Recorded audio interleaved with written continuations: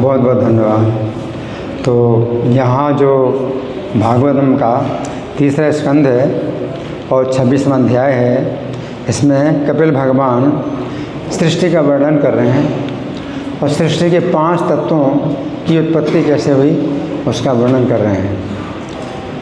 तो ये क्रम किस प्रकार से है तत्वों की उत्पत्ति का? सबसे पहले शब्द होता है और शब्द से आकाश उत्पन्न होता है।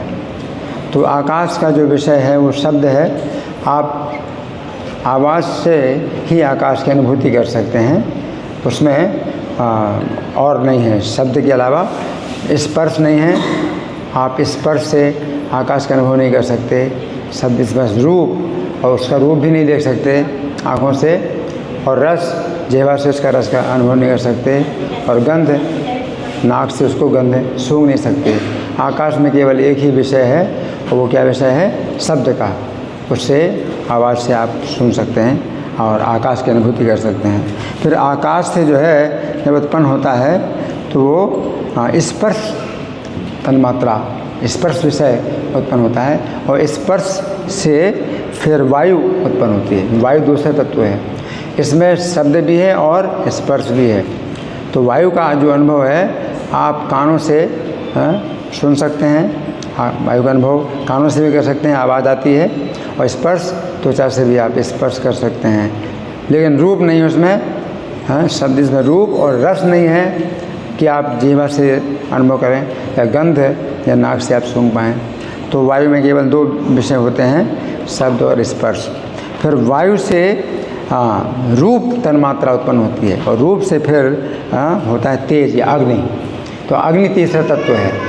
अग्नि में 3 विषय होते हैं, शब्द भी है, आप कानों से सुन करके भी आग का अनुभव कर सकते हैं, शब्द स्पर्श, और स्पर्श त्वचा से स्पर्श कर सकते हैं, और रूप आपको आँखों से दिखाई भी पड़ती है। लेकिन रस नहीं है और गंध नहीं है।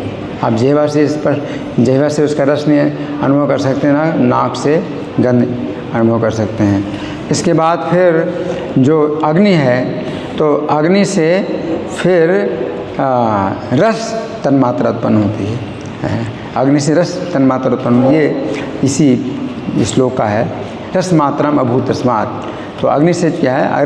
रस तन्मात्रा उत्पन्न होती है, और रस से फिर जल तत्व उत्पन्न होता है। चौथा तत्व है जल। जल में 4 विषय हैं, शब्द भी है, स्पर्श भी है, रूप भी है, रस भी है। आप जल की अनुभूति आप शब्द के द्वारा भी कर सकते हैं, और शब्द स्पर्श और त्वचा से स्पर्श करके जल की अनुभूति कर सकते हैं। शब्द स्पर्श रूप और आँखों से देख भी सकते हैं, और शब्द स्पर्श रूप और रस और जिह्वा से रस का अनुभव कर सकते हैं। फिर जल से जो गंध तन्मात्रा उत्पन्न होती है, और गंध से फिर पृथ्वी उत्पन्न होती है। तो पृथ्वी में 5वां विषय है, 5वां तत्व पृथ्वी है, शब्द स्पर्श रूप रस गंध। पृथ्वी से आप शब्द का अनुभव कर सकते हैं, स्पर्श भी कर सकते हैं, और शब्द इसमें रूप आँखों से देख भी सकते हैं, और गंध आप जो है अनुभव कर सकते हैं। तो ये 5 जो है जो तत्व हैं, पंच महाभूत हैं, ये क्रम से उत्पन्न होते हैं। और आकाश में केवल एक ही विषय है, और जल आकाश के वायु में 2 विषय हैं, और फिर अग्नि में 3 विषय हैं, जल में 4 विषय हैं, और पृथ्वी में 5 विषय हैं। तो ये जो है 5 पंच महाभूत। अब ये जो आज का श्लोक है जिसमें कि बताया है कि अग्नि से रस तत्व उत्पन्न हुआ, रस तन्मात्रा उत्पन्न हुई, और रस से फिर जल तत्व उत्पन्न हुआ, जिसके द्वारा आप जिह्वा से अनुभव कर सकते हैं। चैतन्य महाप्रभु जी का ये। अरे तो प्रभुपाद ये जो है इसमें एक ये पॉइंट बनाते हैं कि आजकल के वैज्ञानिक लोग कहते हैं कि इतना जो पानी है, कितना पानी है, पानी कितनी मात्रा है, समुद्र में कितनी पानी की मात्रा है। तो वो जो है सोचते हैं कि हाइड्रोजन और ऑक्सीजन से ये जो है पानी बना। तो हाइड्रोजन की मात्रा कितनी एकत्र की होगी, किसने एकत्र की होगी, ऑक्सीजन की मात्रा कितनी एकत्र की होगी, तब फिर पानी बना। तो प्रभुपाद कहते हैं कि ये भी कुछ हद तक सही हो सकता है, लेकिन जो शास्त्र में बताया गया है कि पानी कैसे बना, तो पानी कैसे बना? अग्नि से रस तन्मात्रा उत्पन्न नहीं हुई, रस तन्मात्रा से फिर जल उत्पन्न हुआ। तो प्रभुपाद जो है उसको एक प्रैक्टिकल उदाहरण बताते हैं कि जैसे शरीर में जो है जब आग गर्मी ज़्यादा होती है तो क्या होता है, जल निकलता है। तो अग्नि से जो है जल उत्पन्न हुआ। जैसे जो भौतिक प्रकृति है ये 5 तत्वों को उत्पन्न करती है।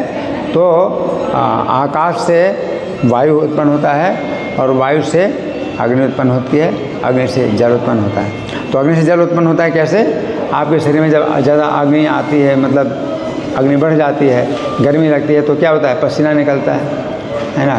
तो यहाँ दैव चोदिता का मतलब है कि जो भगवान हैं तो वो है उनकी प्रेरणा होती है, उनकी अध्यक्षता होती है। मयाध्यक्षेण प्रकृति सूयते सचराचरम, भगवान की अध्यक्षता में ये जो प्रकृति है ये जो है सब कुछ उत्पन्न करती है। चर अचर जितने शरीर हैं प्राणियों के, चर शरीर और अचर शरीर उत्पन्न करती है। और साथ साथ जो भौतिक प्रकृति के तत्व हैं तो प्रकृति देवी जो है भगवान की अध्यक्षता में ये प्रकृति के तत्व भी उत्पन्न करती है। तो भगवान की अध्यक्षता में ये सब कार्य होता है। और इसको जो है मतलब प्रभुपाद ने जो है केंद्र बिंदु बनाया है कि प्रकृति अपने आप कुछ कार्य नहीं करती, भगवान की अध्यक्षता में कार्य करती है। तो इसके अलावा प्रभुपाद ने जो शिक्षाएं दी उनमें तो काफ़ी चर्चा हुई आप लोगों के साथ में। श्लोक का जो अनुवाद है उस पर जो है मैंने कुछ चर्चा की है। धन्यवाद। हरे कृष्णा। ग्रंथराज श्रीमद् भागवतम की जय। श्रील प्रभुपाद की जय।